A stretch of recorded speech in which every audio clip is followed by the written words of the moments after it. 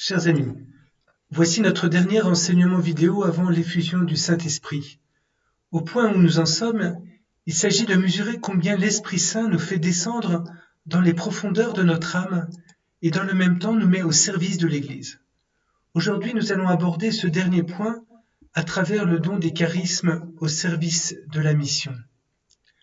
Auparavant, il est important de s'arrêter sur la question des dispositions intérieures nécessaires pour recevoir l'effusion du Saint-Esprit.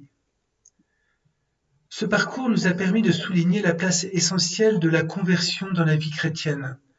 Nous avons une capacité incroyable à assigner une place à Dieu dans notre vie. Il fait partie du décor et de nos habitudes. La difficulté, c'est que dans ce cadre, nous restons au centre et c'est Dieu qui doit se frayer une place pour exister.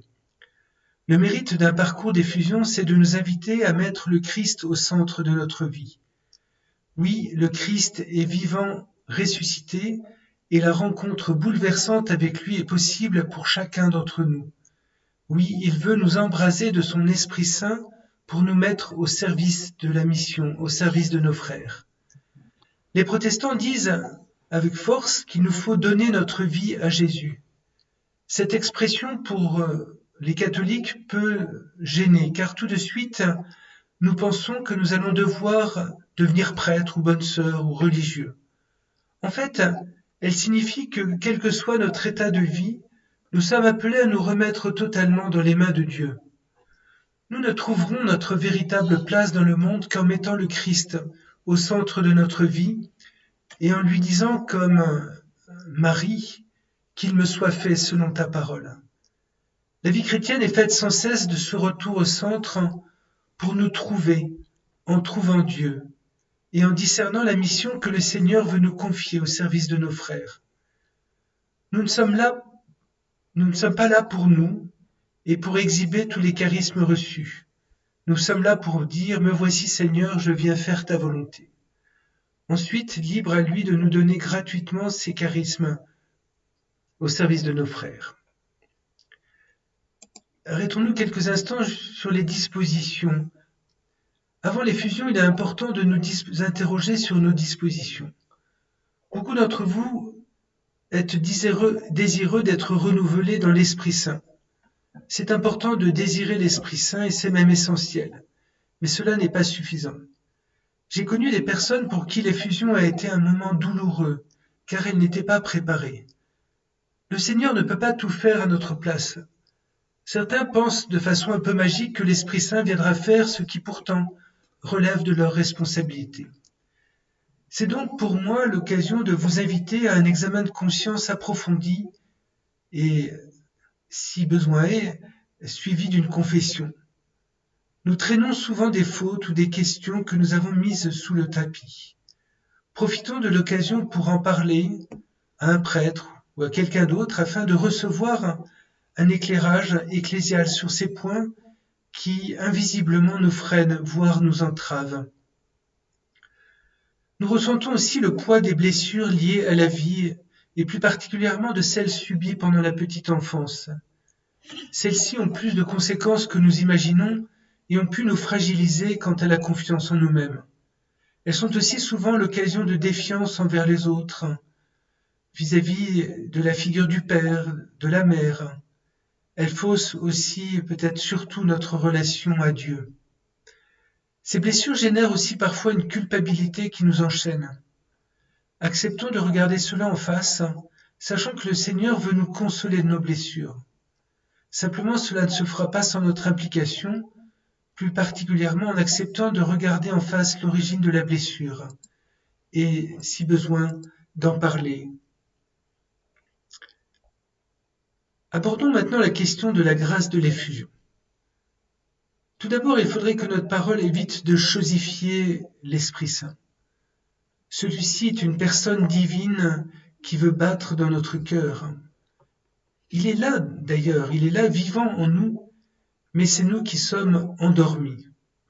Je me souviens des enseignements de Mary Ellie lors d'une école des charismes. Celle-ci se réveillait en pleine nuit pour nous parler à distance de l'Esprit Saint. Il faut dire que sa voix n'était pas particulièrement éloquente à cette heure de la nuit. Et pourtant, avec ces mots si simples, elle nous donnait envie d'expérimenter cette rencontre et cette vie dans l'esprit. Je vais vous faire un aveu. En écoutant tous ces enseignements, ce fut pour moi comme une grande effusion. J'étais d'ailleurs bien content de porter le masque, car il me permettait de cacher les larmes qui coulaient sur mon visage. Oui, ne perdons pas de vue que nous aspirons à être renouvelés dans l'Esprit Saint et à porter du fruit au service de la charité. Et cela, c'est d'abord le fruit d'une rencontre renouvelée avec l'Esprit Saint. Tout d'abord, avant de parler des charismes, replongeons-nous dans la joie de la Pentecôte. Alors leur apparurent des langues qu'on aurait dites de feu, qui se partageaient, et il s'en posa une sur chacun d'eux. Le don de l'Esprit dépasse l'attente des apôtres. Il est surabondant et les actes nous disent que certains eurent le cœur transpercé.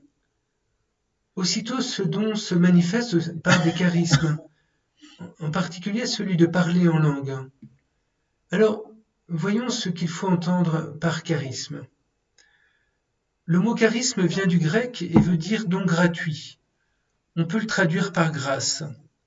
Ces grâces sont multiformes. Elles traduisent l'action et la fécondité de l'Esprit Saint en nous. Déjà, nous l'avons abordé, en Isaïe 11, nous avions la mention des 7 dons du Saint-Esprit, les fameuses 7 voiles de notre bateau. En Galates 5,22, nous avons un autre type de don gratuit à travers les fruits de l'Esprit. Vous savez, comme par exemple l'amour, la joie, la paix, la patience, la bonté, etc. Et puis, comme autre don de l'Esprit, nous avons les charismes, énumérés par saint Paul en 1 Corinthiens 12. Alors que les premiers dons sont pour les croyants, pour les fortifier, les faire grandir dans la foi, les charismes, quant à eux, sont donnés pour le service des autres, le service de la communauté, de l'Église. Contrairement aux dons du Saint-Esprit qui sont des dispositions permanentes, sagesse, intelligence, conseil, etc., les charismes sont des dons temporaires qui correspondent à des besoins précis. Ils ont une certaine stabilité, mais ils peuvent cesser. Un autre point que je voudrais évoquer avant d'aller plus loin, c'est que saint Paul ne prétend pas tout dire sur les dons et sur les charismes. Je crois surtout qu'il veut éviter de faire des charismes un système, une méthode, alors qu'ils sont témoins de la gratuité imprévisible de l'Esprit Saint. Et donc, il y a une forme de profusion des charismes. Relisons 1 Corinthiens 12. Les dons de la grâce sont variés, mais c'est le même esprit. À celui-ci est donné par l'esprit une parole de sagesse, à un autre une parole de connaissance, selon le même esprit. Un autre reçoit dans le même esprit un don de foi. Un autre encore dans l'unique esprit des dons de guérison. À un autre est donné d'opérer des miracles. À un autre de prophétiser. À un autre de discerner les inspirations.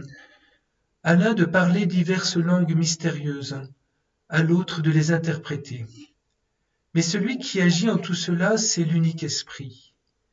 Il distribue ses dons comme il le veut, à chacun en particulier. Je voudrais aussi vous citer un texte de Jean-Paul II qui, dans le prolongement de Vatican II, parle des charismes de façon simple et forte. Les charismes sont à accueillir avec reconnaissance par celui qui les reçoit, mais aussi par tous les membres de l'Église. Ils sont en effet une merveilleuse richesse de grâce pour la vitalité apostolique et pour la sainteté de tout le corps du Christ. C'est dans Christi Fideles Laici 24. L'effusion est une grande grâce, mais elle ne se conçoit pas sans les charismes. Nous allons présenter les 4 grands types de charismes, puis ensuite nous verrons les raisons qui font que Dieu nous demande d'exercer les charismes. Enfin, nous verrons comment exercer les charismes. Il y a 4 types de charismes. C'est une classification qui en vaut d'autres. peut dire qu'il y a les charismes de parole, il y a le parler, le chant en langue, ensuite les charismes de puissance, et enfin le charisme de discernement. Commençons d'abord par les charismes liés à la parole. Les charismes de parole recouvrent principalement les charismes de parole de sagesse, de parole de connaissance et de parole prophétique.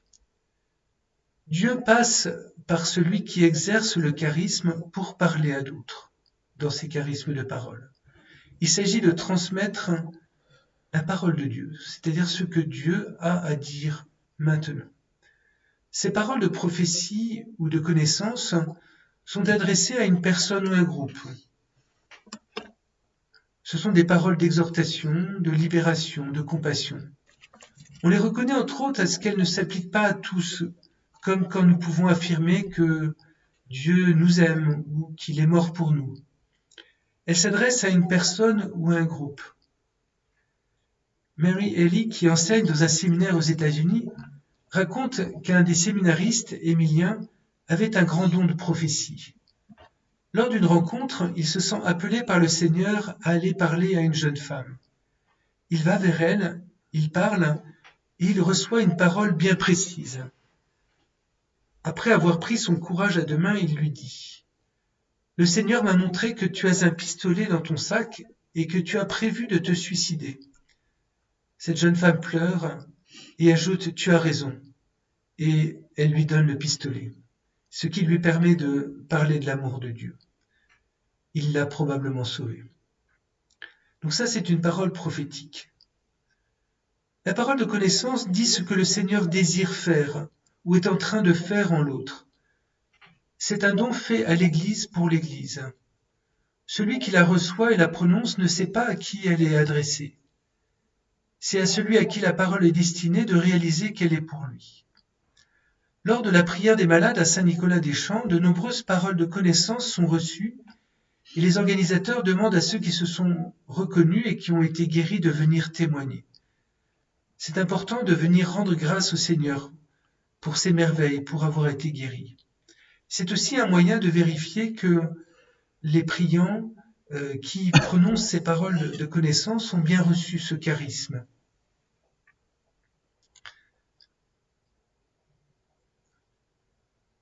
Mais le charisme de parole peut aussi être un bref passage de la Bible ou une image qu'une personne reçoit pour une autre ou parfois pour elle-même.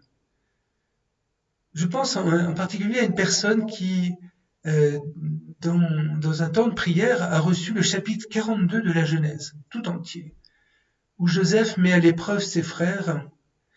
Eh bien, ce passage pour cette personne a été décisif, car elle ne comprenait pas qu'en tant que nouvelle convertie, elle soit en but à une défiance, et elle a pu le comprendre en lisant ce passage.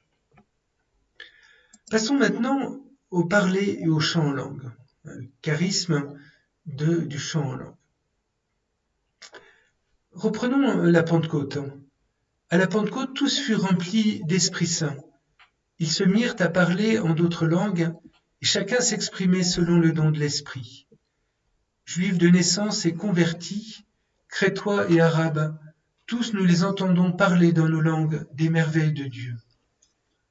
Il y a aussi cette magnifique conversion du centurion Corneille, qui débouche avant son baptême sur un parler et un chant en langue. En effet, entendons-nous en Acte 10, on les entendait parler en langue et chanter la grandeur de Dieu. La prière en langue n'est pas une invention, n'est pas une façon de s'exprimer aléatoire, mais c'est un signe qui témoigne de la présence de l'Esprit de Dieu en nous. Prier en langue, c'est célébrer la grandeur de Dieu. C'est une prière de louange très pure, on peut dire, qui vient des profondeurs de notre être. Les mots n'ont même pas le temps de se former, ce sont alors des clameurs, des cris et des murmures qui les remplacent. Au cours de ces paroles, ce chant en langue, eh bien, on peut recevoir des paroles de connaissance. et d'autres reçoivent aussi d'autres dons, d'autres éléments du Seigneur. Saint Augustin se fait l'écho aussi du chant en langue dans ses commentaires sur les psaumes. Alors il parle, lui, de jubilation. Il dit « À peine ont-ils commencé à exprimer leur joie par des paroles chantées que sous l'emprise de cette joie trop abondante pour se traduire en paroles, laissant de côté les mots articulés, ils se mettent à pousser des cris de jubilation. Il y a jubilation quand le cœur laisse échapper ce que la bouche ne peut dire. » Vous voyez, le parler ou le chant en langue se pratiquait aussi dans les premiers siècles de l'Église et s'est poursuivi aussi par après, même si il a connu quand même une éclipse certaine. Le chant en langue ne s'interprète pas. Par contre, les paroles en langue ou messages en langue sont des prophéties qui doivent normalement être interprétées, puisque celui qui le dit ne comprend pas les paroles qu'il prononce. Il faut qu'il y ait une autre personne de l'assemblée qui va donner l'interprétation. Ce charisme d'interprétation est donné par le Seigneur pour faire comprendre le message. Pour saint Paul, le parler ou le chant en langue, c'est le plus petit des charismes, mais c'est aussi celui qui est le plus répandu.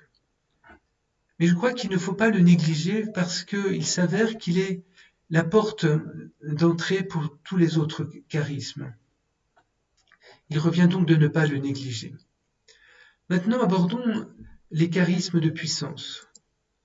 Je voudrais ici aborder le charisme de foi, puis ensuite les charismes de guérison et de miracle. Le charisme de foi. Ici, il s'agit de la foi à un degré profond. Un des plus bels exemples évangéliques, c'est en Matthieu 14 avec l'épisode de la tempête apaisée sur le lac. Jésus invite Pierre à marcher sur les eaux. Celui-ci obéit et avec la même foi que Jésus, il marche sur les eaux.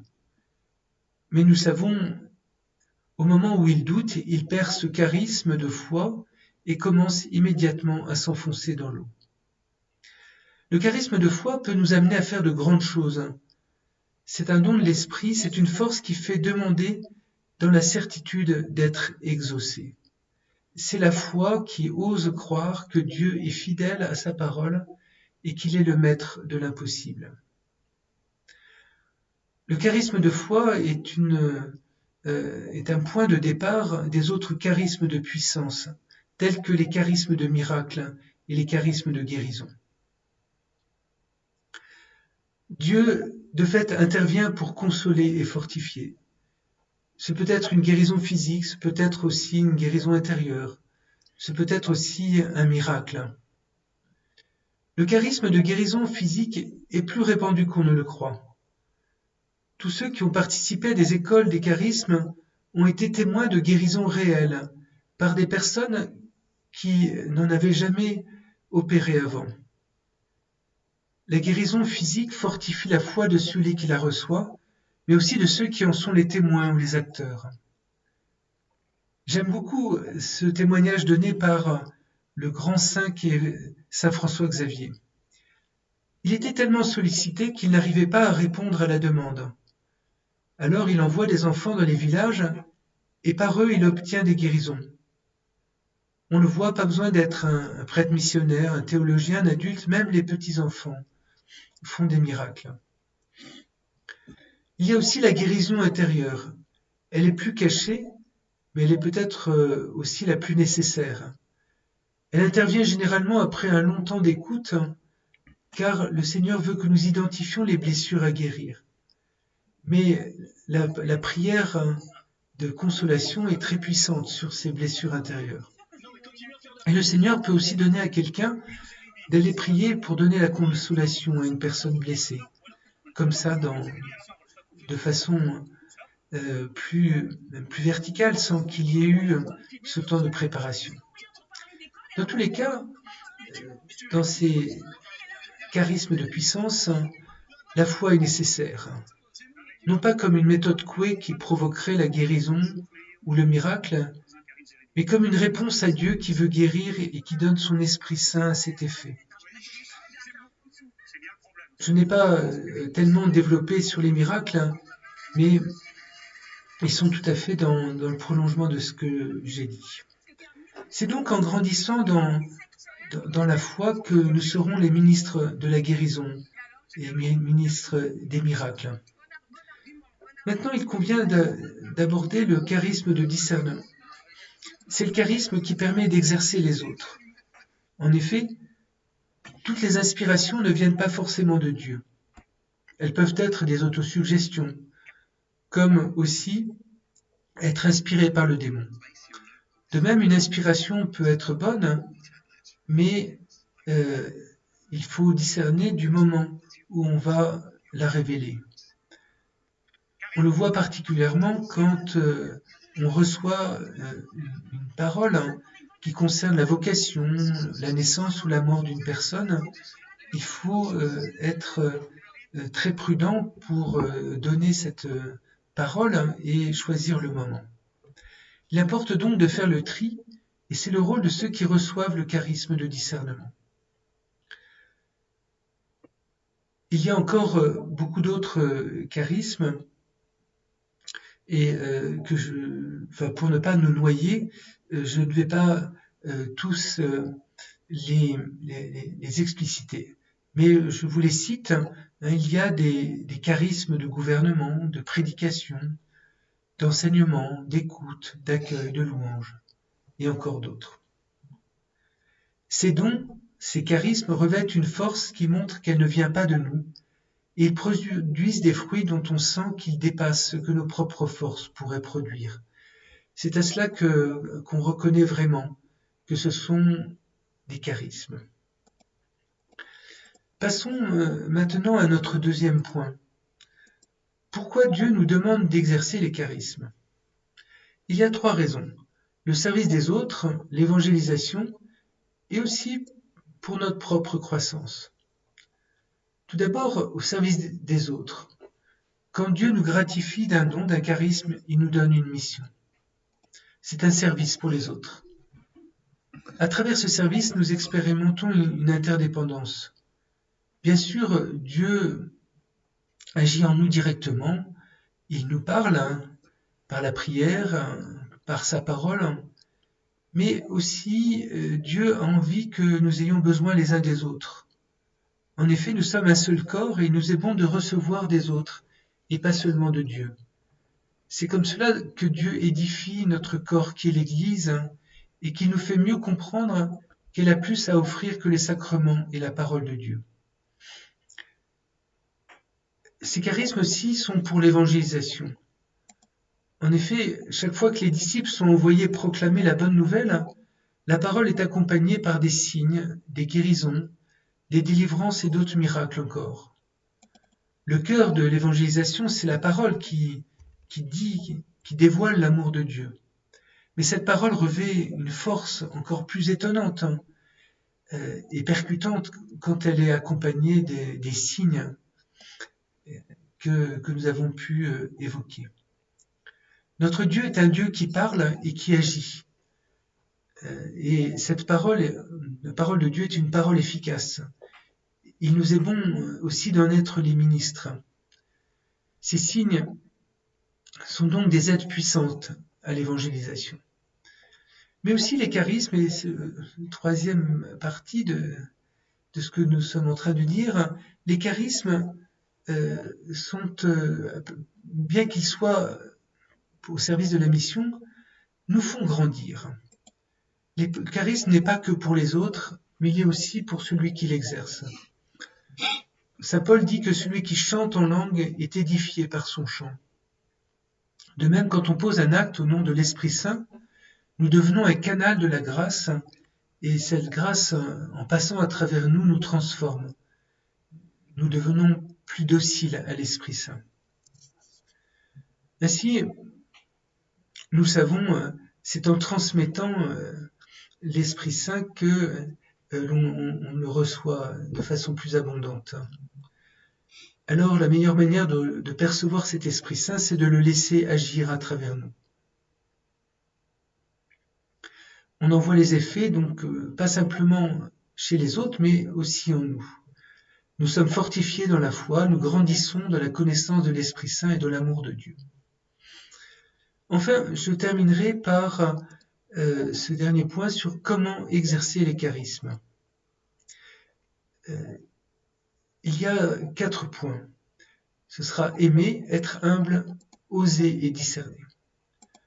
La première attitude à avoir pour exercer les charismes, c'est d'aimer. Ce n'est pas si facile que cela d'ailleurs, car celui qui exerce les charismes peut être pris par tout un dialogue intérieur. Il se dit, il est préoccupé par une sorte d'introspection. Qu'est-ce que le Seigneur me dit? Faut-il que je parle? Est-ce que j'ai fait ce qu'il faut? Et puis, de là, il y a aussi un retour sur soi-même. Or, avant d'entamer cette introspection, et même quand on le fait, il convient surtout et avant tout d'aimer la personne. Il s'agit d'être au service d'un acte d'amour de Dieu. Souvenons-nous de 1 Corinthiens 13, le premier verset. « J'aurais beau parler toutes les langues des hommes et des anges », sous-entendu, j'aurais beau aussi avoir ce charisme des langues, mais aussi les autres charismes. Si je n'ai pas la charité, s'il me manque l'amour, je ne suis qu'un cuivre qui résonne, une cymbale retentissante. Deuxième point, l'humilité. Elle est essentielle. C'est même le signe que Dieu est à l'œuvre. Dans le livre des Nombres, Dieu qui parle de Moïse ne met pas en avant ses qualités réelles pourtant de génie militaire, d'organisateur. Non, Dieu dit « Moïse était l'homme le plus humble sur la surface de la terre ». Au début de l'exercice des charismes, on est dans l'action de grâce, mais assez vite on peut se centrer sur soi-même et se dire finalement je suis quelqu'un de pas si mal, je fais de belles choses, grâce à moi le Seigneur fait des miracles, provoque des choses étonnantes. C'est là où l'orgueil peut se glisser et fausser alors cet exercice des charismes. Travaillons donc cette humilité, en particulier en rendant à Dieu ce qui lui revient à travers les charismes, c'est-à-dire tout. Troisième point, il faut oser. En effet, dans le charisme, il y a la part de Dieu et la part de l'homme. D'une certaine façon, tout est de Dieu et tout est de l'homme. Si je ne réponds pas à l'appel, si je ne me jette pas à l'eau en disant « Voilà, j'ai reçu du Seigneur ceci ou cela », il ne se passera rien. N'ayons pas peur d'oser. D'ailleurs, nous sommes tous appelés à exercer les charismes. Lors de l'effusion, nous pouvons voir fleurir des charismes, en particulier le parler en langue, le chant en langue. Mais c'est surtout à la suite de l'effusion qu'il faudra dire au Seigneur « Me voici Seigneur, je suis prêt. Aide-moi à discerner les charismes que tu me donnes. » Il n'y a pas de honte à demander un charisme. Saint Paul le premier nous dit « Efforcez-vous d'atteindre la charité. Recherchez avec ardeur les dons spirituels, surtout celui de prophétie. » C'est avec ardeur qu'il faut demander les charismes. N'oublions pas cela. Faisons attention à ne pas tomber dans une fausse humilité en attendant que les charismes nous tombent dessus. Si nous ne les demandons pas, il ne se passera probablement rien. N'oublions pas que nous les demandons pour le service des autres et de l'Église. Il est peu probable que nous recevions tous les charismes que nous allons demander, car dans ce cas, le Seigneur nous ferait sortir de la dépendance mutuelle. En revanche, le Seigneur n'est pas chiche et nous pouvons recevoir beaucoup de charismes, nous pouvons en recevoir plusieurs. Vous me direz, mais si nous sommes dans l'illusion d'avoir reçu un charisme, comment le savoir? En fait, nous le mesurons très vite, car ce que nous disons ne prend pas. Notre parole tombe à plat, et on nous le fera remarquer. Ce n'est pas très grave si on a dit quelque chose qui ne venait pas du Seigneur. C'est un peu humiliant, mais précisément, cela nous gardera dans l'humilité. Dernier point que je voudrais aborder, c'est le discernement. C'est un charisme, mais c'est d'abord ce que nous avons à choisir quand nous laissons le Seigneur passer à travers nous. Dans ce cas, il y a à vérifier si c'est Dieu qui passe ou si c'est notre volonté propre. Alors comment faire pour discerner? En fait, les charismes sont donnés dans l'harmonie et la paix. Par exemple, si plusieurs paroles vont dans le même sens, dans une assemblée de prière, on peut se lancer, surtout quand on est débutant et qu'on hésite. Mais aussi, on peut se tourner vers son voisin et lui demander « Penses-tu que je peux dire cela ?» Et puis, une fois que la parole a été dite, on peut demander conseil. Est-ce que ce que j'ai dit était adapté? Dans le discernement, l'obéissance aux responsables est une clé. Obéir nous assure que nous ne faisons pas fausse route.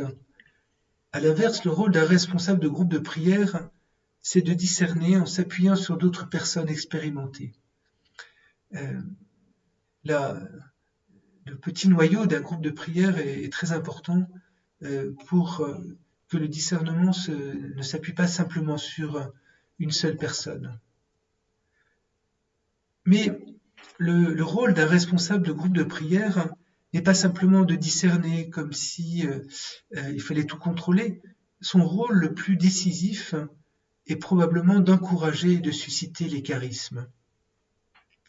Il a un rôle d'éveilleur, il a un rôle il est là pour faire grandir les autres, et plus particulièrement dans l'exercice des charismes. C'est précisément parce que lui est passé par là, il sait qu'il faut qu'on avance mieux et plus vite si on est accompagné, qu'il doit avoir cette vigilance, mais en même temps ce rôle d'encouragement. Voilà, chers amis, ce que je voulais vous dire aujourd'hui sur cette étape qui est notre dernier enseignement vidéo et qui avait trait aujourd'hui à notre préparation de l'effusion et au charisme. Bonne et sainte année à vous.